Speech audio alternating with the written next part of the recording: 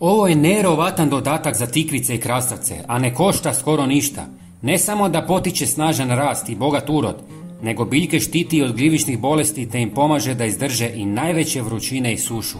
Ova hranjiva kombinacija sadrži sve ključne minerale koje biljkama trebaju da bi uspijevale bez kemikalija. Ako imate problema s usporenim rastom ili slabim urodom, ovo će vas iznenaditi. Za dobar uzgoj tikvica važno je osigurati im dovoljno kalija, fosfora i dušika, jer ti elementi potiču rast i stvaranje plodova. Pazite i na zalijevanje, jer previše vode može uzrokovati truljenje korijena.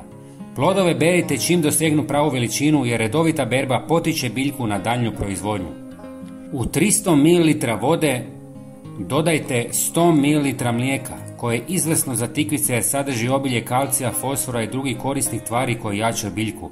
Mlijeko ne samo da hrani biljke, već pomaže u zaštiti od gljivišnih bolesti poput pepelnice, a pritom poboljšava strukturu tla i potiče zdrav rast. Sljedeći korak je dodavanje pola žlice kurkume, koja pomaže tikvicama jer djeluje prirodno protiv štetnika i gljivica. Zahvaljujući svojim antiseptičkim svojstvima, kurkuma štiti biljke od bolesti poput pepelnice, plamenjače, a ujedno obogaćuje tlo i potiče snažniji rast biljaka. Na kraju dodajte 1 žlicu čaja od koprive.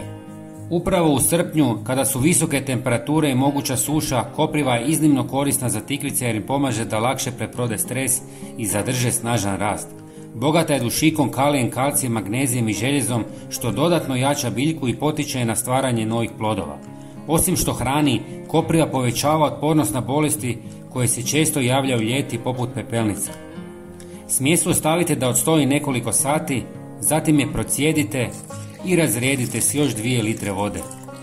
Biljke možete zalijevati ili prskati ovim pripravkom 2 puta mjesečno, koristeći oko 250 ml po biljci. Hvala vam što ste gledali. Za još korisnih savjeta kliknite na sljedeći video koji se upravo prikazuje.